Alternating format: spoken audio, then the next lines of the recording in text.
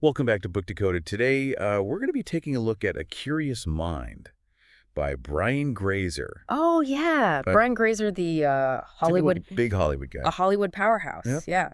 Behind movies like Apollo 13 and A Beautiful Mind. Yeah, those are some pretty big movies. Yeah. It's interesting though. You'd think a guy who makes those kinds of thought-provoking films would have been a bookworm, right from the start. Right. But actually, Grazer had dyslexia and he couldn't even read when he was younger. Oh, wow. That's a real surprise. I mean, how do you even get into an industry like that? Well, that's kind of where his core belief comes in, right? That curiosity is democratic. Okay. It's not about where you come from or your background. It's about this hunger to know more. Yeah. And he actually started with a pretty simple question, Well, which is faster, a bee or a car? a bee or a car? Yeah. Okay. That question, sparked a lifelong pursuit of knowledge and ultimately a totally unique approach to work and to life. Okay, so we've got this Hollywood giant who can't read, driven by this, almost childlike question about bees and cars. Right. Where does he go from there? Well, he develops this fascinating method he calls curiosity conversations. Okay. He Curiosity conversations. Yeah, he seeks out conversations with people from all walks of life, like scientists, politicians, royalty. Wow. Imagine the dinner conversations. I can only imagine. He chatted with everyone from Edward Teller, Yeah. the father of the H-bomb, Wow. to Princess Diana. Okay, hold on, though. Curiosity conversations, is that just a fancy way of saying having a chat? What makes them different? It's about actively seeking out people with unique perspectives. Okay. And engaging in deep, meaningful conversations. These aren't just casual chats. These are explorations, of ideas and experiences outside of his own world. So less small talk. Yeah. More brain picking. Yeah, exactly. Like that. Yeah. But I imagine even with a curious mind, those conversations can be pretty intimidating. Well, yeah, he actually talks about this one awkward encounter he had with Isaac Asimov Oh, wow. and his wife, where he went in totally unprepared. And it really highlights how important it is to do your homework before you go in. Right. You have to come with a genuine interest. Oh, yeah.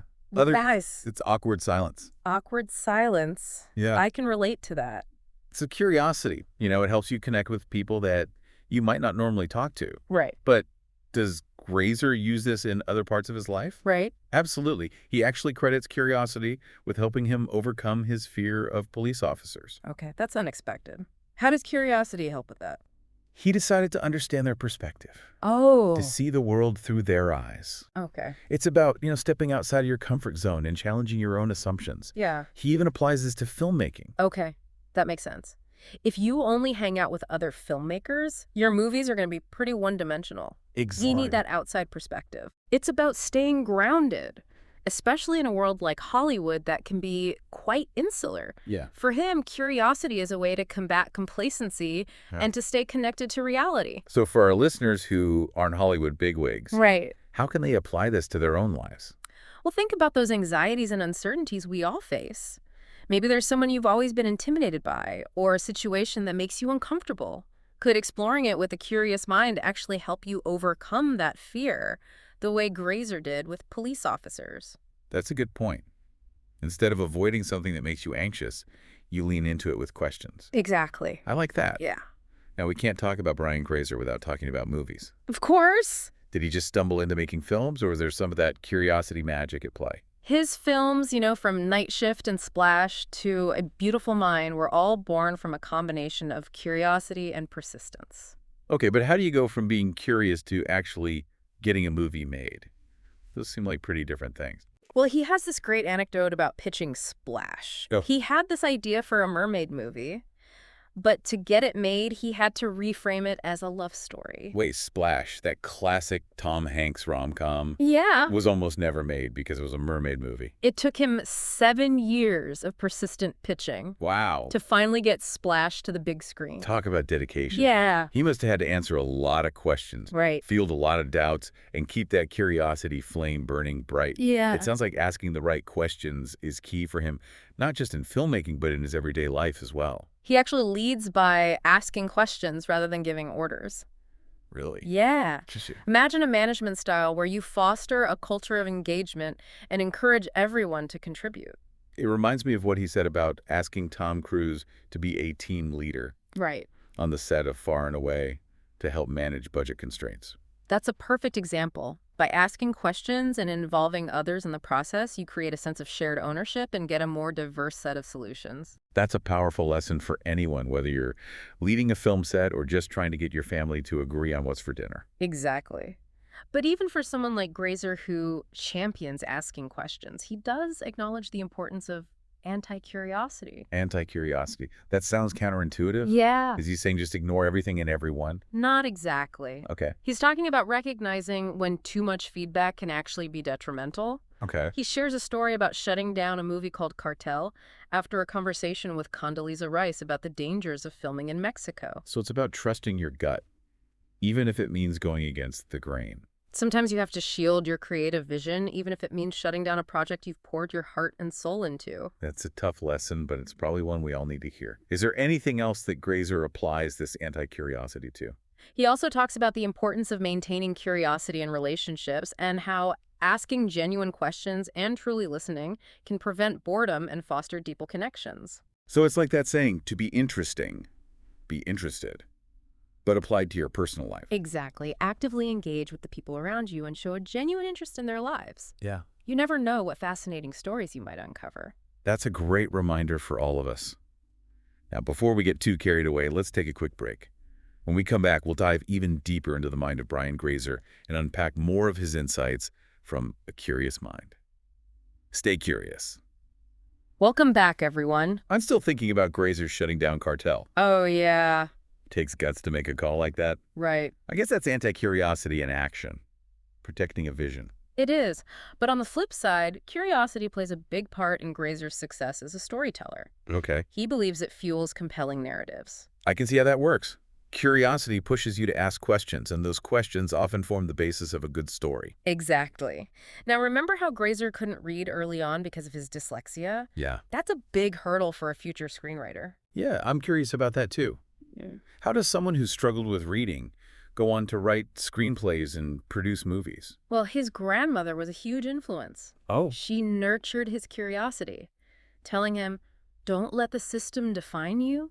You're already defined, you're curious." What a powerful message. Yeah. Especially for a young boy facing those challenges. Absolutely. Grazer had to become incredibly resourceful and persistent to learn. Right. He did learn to read, but it took a lot of effort. Wow. He even says that even today, the physical act of reading can be draining. That's incredible. It makes you appreciate his dedication to storytelling even more. It's like he turned a weakness into a strength. That's a great way to put it. Now, another interesting aspect of Grazer's curiosity is how he uses it to challenge assumptions and explore different perspectives. Okay. He shares a story about meeting Veronica de Negri, a Chilean woman who was imprisoned and tortured during Pinochet's regime. Wow, that must have been a harrowing experience for both of them.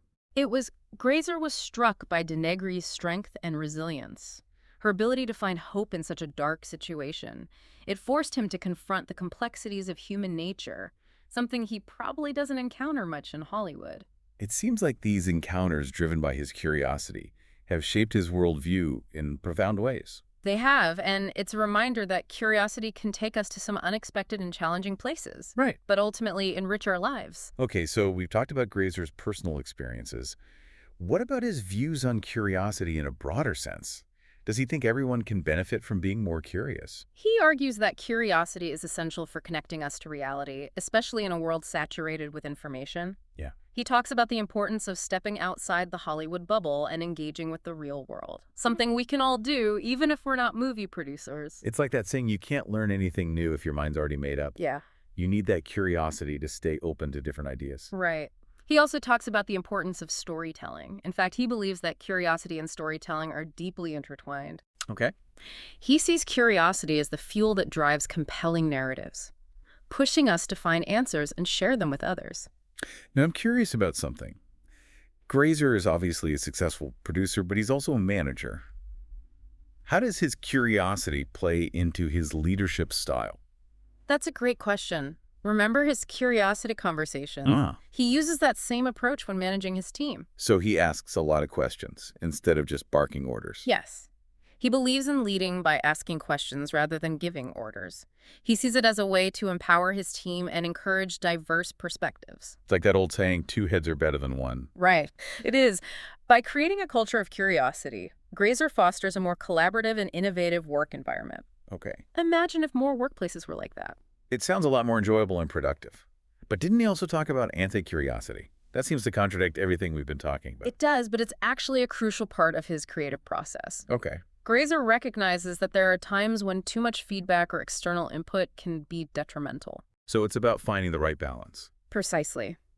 Sometimes you need to protect your creative vision and trust your own instincts, even if it means shutting out other voices. That makes sense. Hmm. Now, one thing I'm still wondering about is the impact of the internet on curiosity. We have access to so much information at our fingertips. Does that make us more curious or less? That's a great question, and one that Grazer himself grapples with in the book. Okay. He worries that the internet, with its instant answers, might be making us less inclined to ask deeper questions. It's like we're so focused on finding the quick answer that we forget to explore the why behind it. Exactly. And Grazer believes that cultivating a curious mindset is more important than ever in today's digital age. So what does that look like in practice? How can we nurture our own curiosity? Well, Grazer offers some practical advice. He suggests starting by asking one good question a day and really listening to the answer. It sounds simple enough, but I bet it can be challenging to make it a habit. It can be, but the rewards are worth it. Curiosity opens up the world to us, helps us connect with others on a deeper level, and fuels our creativity. I love that idea. It's like curiosity is the key to living a richer and more meaningful life. It really is. No. And Grazer's book is a wonderful reminder of that. Now let's wrap up our deep dive into A Curious Mind with some final thoughts for our listeners. So we've talked a lot about Brian Grazer and A Curious Mind, and it's really got me thinking about, how I can be more intentional with my own curiosity. Yeah, it's inspiring, isn't it? Seeing how someone has used, curiosity as this driving force in their life, both personally and professionally. Yeah, it is. So as we wrap up this episode, what are some key takeaways that our listeners can walk away with? Well, first and foremost, curiosity is a skill you can cultivate. It's not some innate talent, reserved for the lucky few. Right. Even Grazer, with his dyslexia, he had to work at it. It's encouraging to know that even someone like him had to put in the effort. So it's like building a muscle. The more you use it, the stronger it gets. Exactly. Yeah. Another important takeaway is to never be afraid to ask those seemingly dumb questions. Yeah. Grazer's whole career is built on that idea. Right? Embrace that initial, I don't know, because that's the starting point for real learning and discovery. That reminds me of how kids are constantly asking why. Somewhere along the way, we lose that sense of wonder and get scared to ask questions. It's true. We become more concerned with appearing knowledgeable than with actually learning something new. Yeah. But think about it. Some of the most groundbreaking discoveries and innovations started with someone asking a simple, seemingly obvious question. Right. Like, why is the sky blue? Or why do apples fall from trees? Those questions led to some pretty significant scientific breakthroughs. Exactly. And finally, remember that curiosity is not just about gathering information. It's about understanding people. It's about empathy, about putting yourself in someone else's shoes and seeing the world from their perspective. Yes. And Grazer's curiosity conversations are a perfect example of that.